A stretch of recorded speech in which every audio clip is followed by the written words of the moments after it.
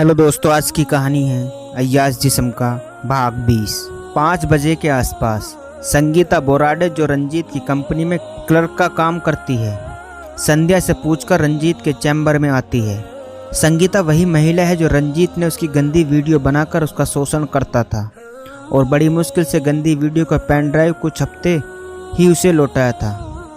रंजीत उसे देखकर कहता है, अरे संगीता मेरी जान, बहुत दिनों बाद तेरे दर्शन हो रहे हैं। इस बीच तुम याद आई पर कोलगढ़ से काम चला लिया।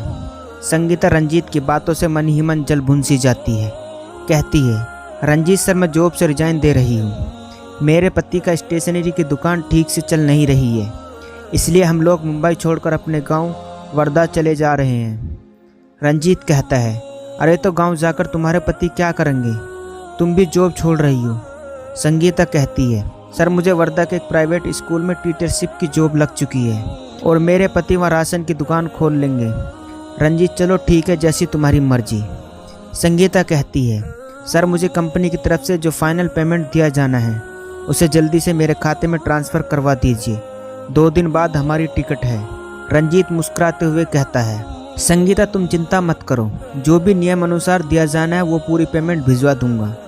उसके अलावा भी कुछ अतिरिक्त पैसे भिजवा दूंगा, पर मेरी एक शर्त है। संगीता डर के पूछती है, कैसी शर्त? रंजीत, संगीता तुम हमेशा के लिए मुंबई छोड़कर जा रही हो, तो क्यों ना कल शाम को अंतिम बार फार्म हाउस में मेरा दिल बहला कर चले जाओ।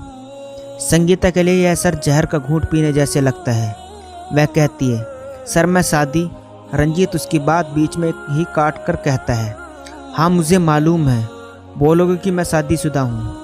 मेरे पति को पता चल जाएगा तो मुश्किल हो जाएगी, है ना? संगीता, सर ये बात भी है और मेरी आत्मा मुझे धिक्कारती है। मुझे हर बार बलात्कार जैसा लगता है। रंजीत, चलो कोई बात नहीं, अंतिम बार और मुझे बलात्कार करने दो। संगीता मेरी जान, तेरे साथ मुझे एक अलग ही आनंद आता है। इसके बाद तो बस हमेशा के लिए तू फ्री हो जाएगी। तेरा पेमेंट भी बैंक पहुंच जाएगा। संगीता बेचारी मरती क्या ना करती, मन मारकर रंजीत की शर्त को मान लेती है और कल शाम को फार्म हाउस में आने की बात कहकर चैम्बर से निकल जाती है। रंजीत बहुत कमीना किस्म का इंसान है। महिलाओं की मजबूरी का फ़ायदा उठाना अच्छी तरह से आता है। देखते हैं कब तक उसके अच्छे दिन हैं। रंजीत को आज शाम 7 बजे के आसपास ऑफिस से निकलकर फार्म हाउस जाना है।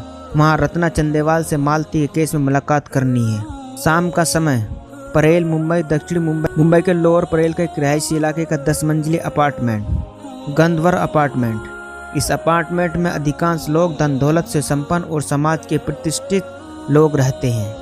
इसी अपार्टमेंट की 4थी मंजिल पर रत्नी चंदेवाल अपनी बूढ़ी माँ और एक 10 साल के बेटे के साथ रहती। उनकी एक 20 साल की बेटी भी है जो यूक्रेन में रहकर डॉक्टरी की पढ़ाई कर रही है। 3 साल पहले रत्ना का उसके पति के साथ तलाक हो चुका था। पति पत्नी के बीच हमेशा किसी न किसी बात को लेकर मनमुटाव और झगड़े होते रहने के कारण दोनों आपसी सहमति से अलग होने का निर्णय लेते हुए तलाक ले लिए थे। उसके पति एक प्राइवेट कंपनी में मैनेजिंग डायरेक्टर थे। तलाक के 1 साल बाद वो दूसरी शादी करके अपनी पत्नी और उसका 17 वर्षीय बेटा दूसरी पत्नी का बेटे के साथ दादर मुंबई में रहने लगे थे। उसकी दूसरी पत्नी विधवा थी। तलाक के समय ही 25,000 रुपये हर महीना रत्ना के बैंक खाते में गुजारा भत्ता देते रहने और बेटी के यूक्रेन में डॉक्टर की पढ़ाई का पूरा खर्चा पिता के द्वारा उठाने की कोर्ट में सहमति हो गई थी। उनके पति नियमित रूप से रत्ना के खाते में पैसे ट्रांसफ़र करते आ रहे हैं। रत्ना के पति ने तलाक की प्रक्रिया के दौरान ही इस अपार्टमेंट के मकान को रत्ना के नाम से ट्रांसफ़र करवा दिया था। अब रत्ना उस घर की मालिकन थी। रंजीत का बंदा रियाज अपनी बाइक लेकर अपार्टमेंट के गेट के बाहर रत्ना का इंतजार कर रहा था। रियाज ने अपार्टमेंट के पास पहुंचते ही रत्ना को फ़ोन पर सूचित कर दिया था। करीब 15 मिनट बाद रत्ना अपनी कार को ड्राइव करती अपार्टमेंट के गेट से बाहर निकलती है। रियाज को कार के विंडो से रत्ना अपने हाथ से इशारा कर देती है। रियाज अपनी बाइक स्टार्ट करके कार के आगे आगे बाइक दौड़ाता रहता है और रत्ना उसके पीछे कार ड्राइव करती हुई जा रही थी। रियाज का काम सिर्फ उसे फार्म हाउस में रंजीत के पास पहुंचाना था। इधर रंजीत ऑफिस से करीब 6 बजे के आसपास निकलकर घर आ गया था। जल्दी फ्रेश होकर नहा धोकर तैयार हो जाता है और फार्म हाउस के लिए निकल जाता है। शाम 7:15 बज रहे थे। रंजीत फार्म हाउस पहुंचकर 10 मिनट हो चुका था। वह रियाज और रत्ना का इंतजार कर रहा था। थोड़ी देर बाद बाइक की आवाज़ रंजीत को सुनाई पड़ती है। रंजीत को समझ आ जाता है कि रियाज ने रत्ना को लेकर आ गया है। वह बिस्तर से उठकर मेन डोर के पास आ जाता है और दरवाज़ा खोल देता है। रियाज कार के पास खड़ा था और रत्ना ड्राइविंग सीट से अपनी ऊंची सैंडल पहने गोरे पैर को जमीन पर रखते हुए बाहर निकल रही थी। रत्ना कार का ऑटो लॉक दबा देती है। कार एक बीप की आवाज़ के साथ एक बार चारों लाइटें जलाकर बंद हो जाती हैं, यानी कार लॉक हो चुका था।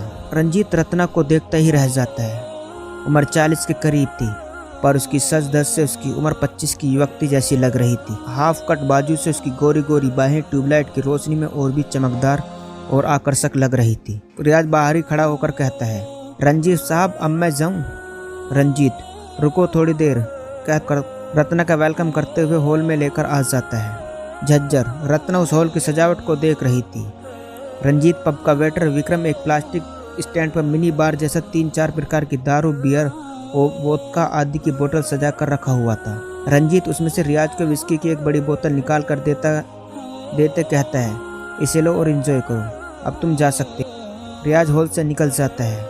रंजीत उसके पीछे जाकर हॉल का दरवाज़ा बंद कर देता है। रत्ना हॉल में घूम कर वहाँ रखे कीमते हुए सुंदर वस्तुओं को निहार रही थी। रंजीत दरवाज़ा बंद करके रत्ना से कहता है, आइए रत्ना जी, यहाँ सोफे में बैठकर बात करते हैं। रंजीत की आवाज़ सुनकर रत्ना सोफे की तरफ आते हुए कहती है, बहुत सुंदर सजावट। रंजीत कहता है, हाँ ये मेरे पिताजी की देन है, यह सुंदर फार्म हाउस उनका सपना था। रत्ना कहती है, गुड, वेरी गुड, मुझे भी इस प्रकार का एक फार्म हाउस बनाकर सजाने का सपना है। रंजीत कहता है, रत्ना जी मुझे यकीन था कि आप मेरा ऑफर नहीं ठुकराएंगी। रत्ना मुस्कुराते हुए कहती है, रंजीत जी आपको कैसे यकीन हुआ कि मैं मान जाऊंगी? रंजीत कहता है, रत्ना जी इतने साल का अनुभव मुझे यही बताया है कि जो नेता या पदी अधिकारी गुस्से से और जोर जोर की आवाज़ों में बोल दे तो समझ जाओ वह सेट होने को तैयार है। रत्ना हंसती है, ऐसा नहीं है रंजीत जी, मेरा वो ऑफ टॉकिंग ही ऐसा है। मैंने मालते जैसे कई केस ऐसे ही बोलकर सोल्व किए हैं। धोखे में मत रहिए, मैंने कितनों को न्याय दिलाया है और तुम जैसे लोगों को जेल पहुंचाया है। रंजीत कहता है, तो मुझे भी जेल पहुंचा देना था, फिर मालती केस में क्यों मालती को न्याय दिलवा दो बेचारी को। रत्ना, रंजीत जी वो मैं आपको अभी नहीं बता सकती। रंजीत, ठीक है, चलो जैसा भी आपको करना हो, वह अपनी समस्या है, तुम चुपचाप इस केस से हट जाओ, बस बोलो कितना पैसा चाहिए। रत्ना, रंजीत जी इतनी जल्दी क्या है, बताती हूँ। रंजीत कुछ समझ रहा था, कहता है, हाँ ठीक है, ऐसे ही करते हैं। रत्ना जी एक आधा पैक मारकर माहौल बना लेते हैं। रत्ना कहती है, ठीक है, मैं सिर्फ बियर पीऊँगी। रंजीत सुनकर मन ही मन खुश हो जाता है और तुरंत बियर की बोतल खोलकर गिलास के साथ रत्ना के लिए टेबल पर रख देता है। रत्ना बियर की बोतल से धीरे धीरे गिलास को भर लेती है। रंजीत अपने लिए एक पैक बनाकर उसमें आइस डालकर हिलाने लगता है। दोनों चीयर्स बोलते हुए अपने अपने जाम को आपस में टकराते हैं। रत्ना बियर और रंजीत पैक पीने लगते हैं। थोड़ी देर बाद बियर की बोतल आधी हो चुकी होती है और रंजीत 2 पैक लगा चुका होता है। रत्ना कहती है, रंजीत जी से रंजीत में आ जाती है, वैसे तुमने कितना पैसे देने का सोचा है? रंजीत थोड़ी देर सोचकर कहता है, 3 तक। रत्ना कहती है, सम्मानजनक राशि बोलो। रंजीत पैक टेबल पर रखकर अपनी जगह से उठता हुआ हिम्मत करके उसके पीछे से उसके गले में दोनों हाथें डालकर उस पर झुकता हुआ कहता है, अगर ऐसा है मेरी जान तो आप ही बता दो। रत्ना रंजीत की तरह गले में हाथ डालने पर बिना कोई प्रतिक्रिया किए कहती है, रंजीत पूरे 5 कर दो। क्या होगा आगे जानने के लिए कहानी का अगला भाग ज़रूर देखें। दोस्तों, ये था अय्याज जिस्म का भाग 20। दोस्तों, कहानी अच्छी लगी हो तो चैनल को सब्सक्राइब करना ना भूलें।